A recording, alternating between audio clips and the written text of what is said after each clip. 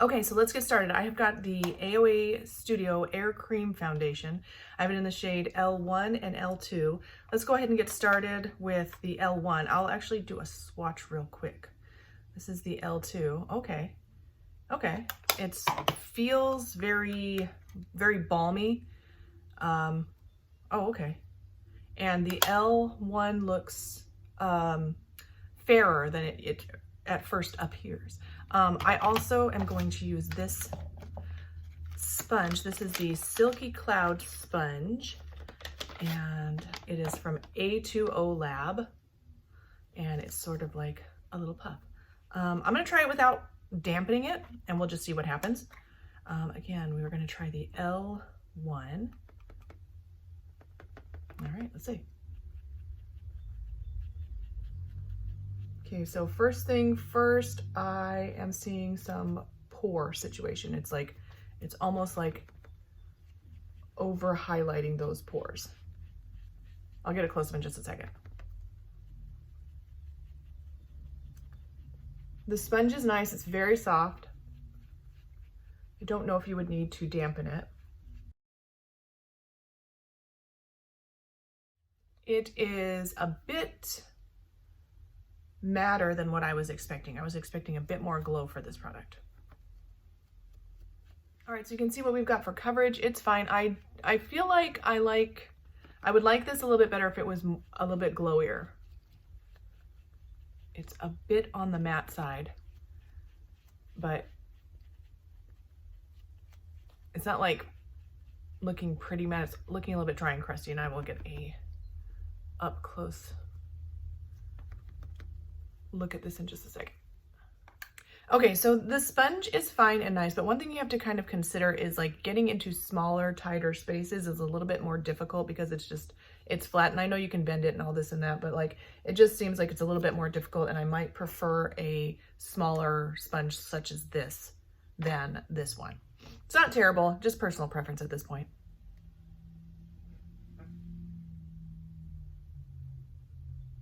All right, it is looking a little bit crusty around the crease of my nose right here. This side's not too bad. My pores are looking okay. I just think this might be a little too matte. So let's see, let's go ahead and get some concealer on. I'm gonna go ahead and use this. I feel like I have a review on this already. This is the AOA Studio Liquid Concealer. It is the Paw Paw. It's like the rebranded, repackaged, whatever concealer. I feel like the coverage of the foundation though is really good. I'm using the shade M1 to conceal. Okay, so the concealer is looking good. It's pretty glowy, which is not terrible, but I like to have a very matte under eye. So today we're gonna try this, the AOA Studio Flawless Setting and Finishing Loose Powder. It's one of those ones that has all the different colors. So let's just see. I've had this for a while, and I filmed videos on it, and they're all mixed together now in the cap, but it's mostly the green apparently. But we're gonna try it anyway.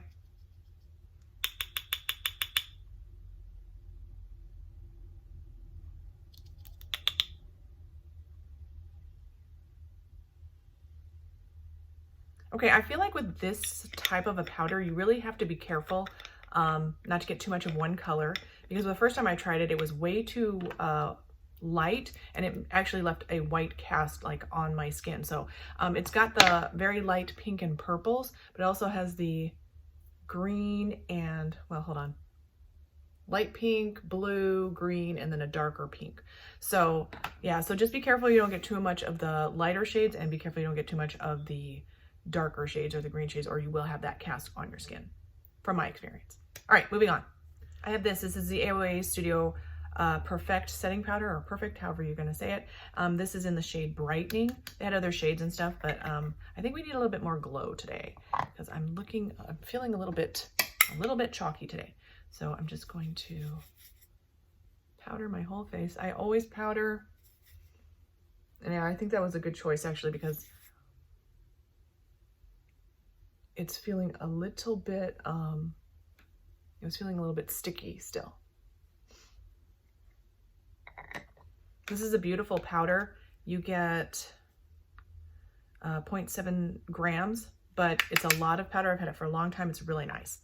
adds a subtle glow, not too much, but a subtle glow. And I think also I'm going to go ahead and use this. This is the Ruby Kisses Dewy Hydrating Setting Spray, just because I just feel like, I feel a little bit dry, honestly.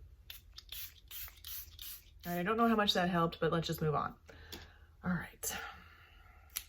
I don't have a AOA Studio Brow Pencil, but I do have this Blade Brow from Relove. Very nice, very inexpensive. Works very well.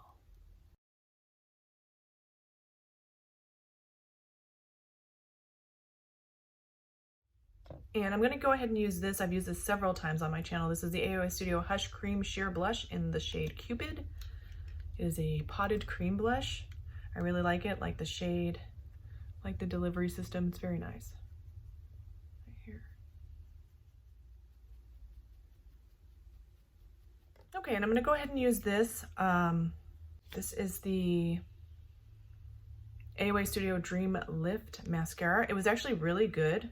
And I know I just put a video up on this one, Mascara Monday, this past Monday, but it actually was really good. It didn't burn my eyes. It was really good. I really liked it for what it is.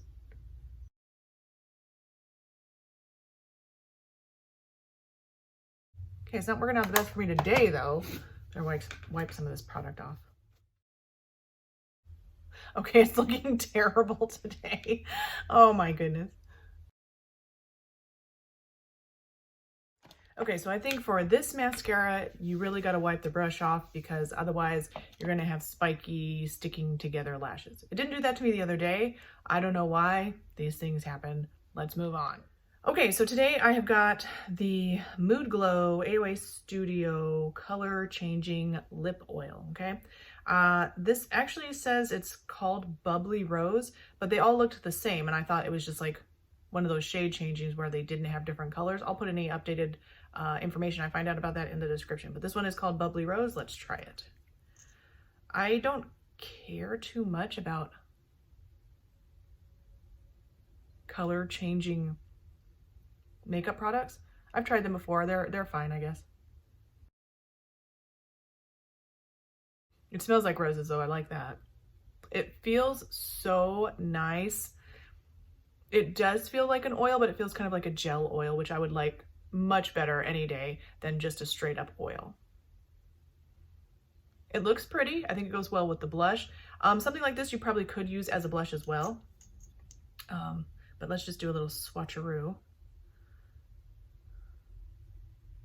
And I don't know if you can see it. Like on my lips, it's pinking up quite a bit. I'm wondering if this could be the replacement for my beloved Hard Candy lip gloss in the shade Prism Lit.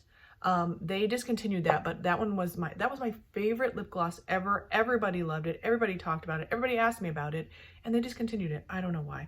So let me go finish up the rest of my hair and stuff, and we'll talk about the products. Okay, so here we have the finished look. I did put a little bit of this, which I forgot about, the AOA Studio Paw Paw Contour Stick in the crease of my eye, and just a tiny bit in the, or as a contour. I'm not a contouring girl. I just did it because we were doing a AOA Studio look. So, for the new products, the foundation, the powder, and the sponge, and the lip oil, I don't know that I have a favorite one, but just because they were all sort of mediocre, I feel like this lip gloss is going to be the favorite of the ones we've tried today. It pinked up a ton on my lips, and I put a little swatch on my hand, and I don't know if you can see, but it kind of stained it. So, and I can still smell the rose, which I love because I love the rose scent, but it's still like after like, it's been at least 5 minutes because I blow dried my hair and all that, and I've had it on for at least 5 minutes, so I can still smell it. But again, I love that, but if you don't like fragrances, first of all, and you certainly don't like rose, then maybe don't get the Bubbly Rose one. Again, I'll put in the description if there's any other scents / shades or whatever it is. But yeah, it pinked up quite a bit, which I really do like. This is probably going to go in my purse as a just go-to lip gloss, and the shade is not blowing me away. It's nice and it's fine. It's very fresh looking, so I like it, but I'm not dying over it. Everything else, you've seen most of it. The mascara sort of let me down a little bit, but again, I feel like if you wipe that brush off real good, it might work a little bit better.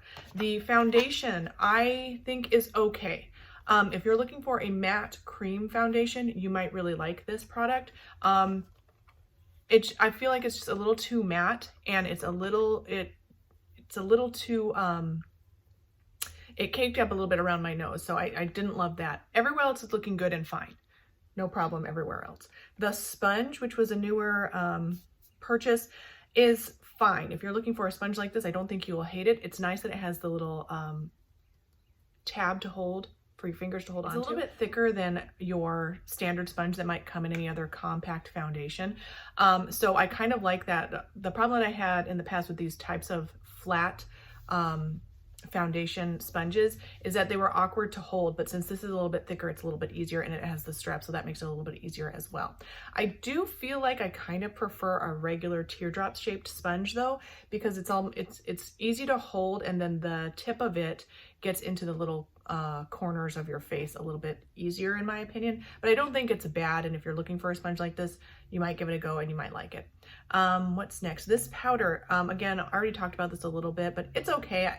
I was never really impressed with all these multicolored powders, and I wasn't going crazy over any of this stuff. But if you're looking to try a multicolored powder and you don't want to spend the high-end prices, then you might give this a try. You may like it. That's, at this point, it's a bit of a personal preference. Okay, I think that's everything. I've already have a video on the concealer. So I think that's everything that we used today. I already have talked about the blush. So that's all I've got for you guys today. Don't forget to thumbs up, like, subscribe, ding that bell. Put in the comments what your favorite product that I tried today was. If you have any questions on them, I would love to hear from you. Again, don't forget to thumbs up, like, and subscribe, and I'll see you in the next one.